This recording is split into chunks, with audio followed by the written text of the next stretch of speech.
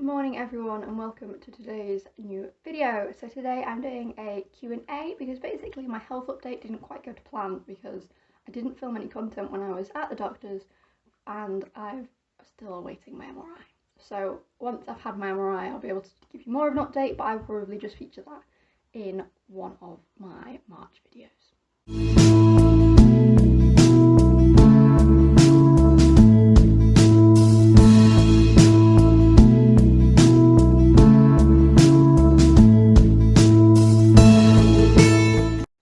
Today's video is powered by a cup of tea, and the questions have been provided by you guys on Instagram and Digital Horse.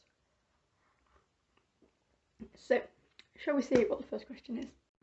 Question number one is, what is your favourite part about riding with the university? So, I don't know what my favourite thing is about riding with US.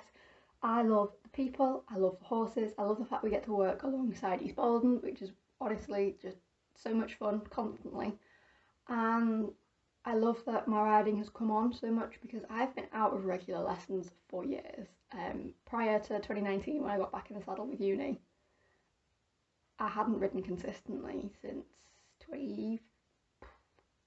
I'm going to say 15, but at that point I was just doing pony club, so not even then. So yeah, it's been a while and I really enjoy that I can see my progress. You may have seen on my Instagram there's a clip of me and Zeb from January 2020 compared to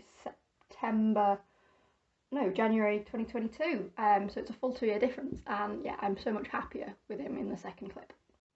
So the second question is, what do you do for a job? So I'm technically a full-time student, so I'm still at university, still studying my primary education degree. However, I work in social media marketing. I'm a social media marketing consultant, and I work with small businesses to help them grow their socials and to help support them with their social media content. I currently work with 3 companies. Well, 2 of them are run by the same people, so it's 2 invoices at the end of the day. And I help with things like promoting when they're going on tour, when they're going to events, when they've got new products coming out, what key dates are coming up, what's important in their kind of social media world. And yeah, it's really busy, it's a bit chaotic at times, and it requires a lot of all-nighters and a lot of tea. So the third question is, are you getting another horse anytime soon? So no, I am currently not in a financial position to have a maiden horse, so a third, but I'm currently saving to buy my own house. So once I've got my house sorted and I've got, somewhere to live, and preferably I've passed my driving test, that would be quite helpful, I will be looking for my third. However, the COVID prices, I hate to say it, are still way out of what I'm going to be able to afford, because realistically I want a 14.2, 14.3 proper stocky, chunky, good bone to it cob that I can do dressage with, but it's also a bit of an all-rounder, so I can go, hacking, maybe pop the odd jump, because I'm not a jumper, I'm a dressage rider. But I also want the option to, be able to go and do a fun ride every so often with friends, or, pop a log on a hack.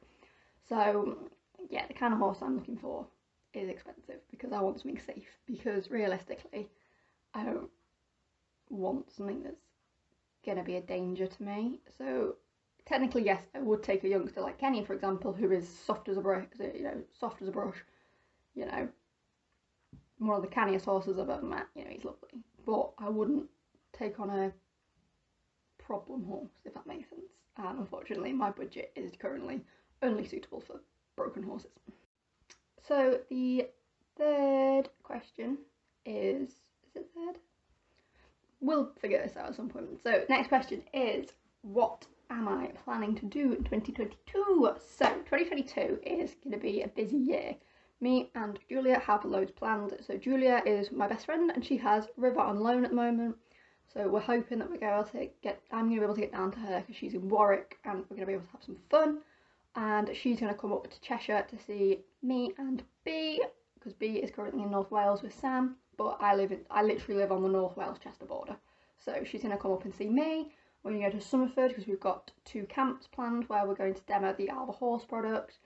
And yeah, basically the plan is I want to do some online dressage. I would like to spend some time with my friends and my ponies, and we would like to try and get to as many events as possible, but the price of entry to things like badminton is crazy, so we're not 100% sure which events we're going to be able to get to, but somewhat definite will be the London International Horse Show, Hoys, and then one of the 3-day events, but we've not quite decided. It will probably be badminton, but I also really want to do Blenheim, and I quite like to do Windsor, so, you know, Windsor Horse Show, so we're kind of umming and ahhing, but we will figure that out nearer the time. Question number 4. So question number 4 is, what do you plan on doing after university? So once I graduate, which is supposed to be end of December, start of January, I don't actually know what I want to do. So all along I said I wanted to be a primary school teacher, I wanted to work in a special needs school, teaching children with autism and ADHD, but if the last 3 years have taught me anything, it's that actually I don't know what I want to do with my life. I love kids and I love teaching and I love working with special needs kids, but doing all my placements in a mainstream school really burnt me out, and I've got to look after my mental and physical health first, so I don't know. I'll probably continue doing some social media marketing for a bit, and then who knows? Genuinely, who knows at this point? We will see where the world... Question number 5 is, how are you coping without horses? It's tough, especially coming home. Coming home has been a lot tougher than I thought it would be, because I'm so used to when I'm here the horses being just up the road in the field. I can see them from a school run, you know, I go drop the kids off at the school, I come home, I change into my overalls and I go and feed the ponies. So it's really, really weird them not being here, and I'm not enjoying that. But I know they're happy, and that my main priority in life is that they are happy, healthy and looked after to the best of everything, and it wasn't fair on them to come to Sunderland with me just yet, not whilst I was still doing my degree and not whilst I was unable to guarantee the best quality field, you know, the best automatic waters. I can't pick up feed at the moment because I don't drive, and just there's lots of little things that just it wasn't ideal. So yeah, I'm much happier knowing that they're happy with Sam and Julia. Question number 6 is, what is your favourite opportunity that social media has given you? This is going to come as absolutely no surprise to absolutely anyone who watches any of my videos. It has got to be working with Flexa at the London International Horse Show. That was the most amazing few days. So for those of you who don't know, go and check out my Vlogmas 3 video, but I got to work the Flexa stall at London International Horse Show, so I was trade stall staff. But it meant that I had access to the entire show for those 3 days that I was working. So I couldn't go obviously in and sit and watch show, but on my lunch breaks I got to meet Teddy the Shetland. He's so cute, like, he is adorable. I got to go and watch the warm-up ring. At one point I was allowed down the side of the warm-up ring, so I was stood with coaches and owners and all that jazz, which was insane, like genuinely insane. As you know, John Whittaker rides past and someone's like, "Nicely done, John." And you're just like, wait, what? Oh my god, this is amazing. Yeah, that was phenomenal. I really, really enjoyed that. I also got gifted a pair of black flexes, a hat and a bag, so that was really kind of them. So yeah, I think the best opportunity I've had so far has got to have been working with Flexa, especially because it meant that I was there on the Monday, which is the last day, and I went back up to the half step stand when they had their sale on, which was great because it meant I picked up a second base layer. I think it was 30% off, which was just, yeah, that made me smile because I live in my half step base layer. Question number 7, I think we're up to, is, what is your aim with social media in the next year or so? So social media is obviously always changing, so I don't really think I have a solid plan for the next, like, call it 12 months. It's like 10 months at this point. But I do know that I would like to continue growing and working with amazing brands like Equestrian or Flexa or Equalite, who I currently, you know, I'm not supported by Flexa, but I do live in their products. Equalite, obviously I have my discount code because I'm a brand ambassador with Digital Horse, and yeah, I kind of want to continue doing that and working with the brands that I've always loved, as well as, you know, getting to know new brands and working on, I don't want to say inclusivity, because obviously I am a 5'7", 5'8", size 8, you know, I'm not what most people would call, you know, like out of the ordinary. But obviously I don't know how actually I don't think you can see at the moment, but I have a scoliosis, which means my back is all wonky, my shoulders are wonky, I get a lot of pain, and I'm very big on supporting brands that can make my life easier. So for example, Equestrian Storm-X rugs have got the big tail flap, which means the horses can't rub their tails out as much, which means I don't have to sit and spend 400 hours bent over trying to clean their tails because that hurts my back. Whoops.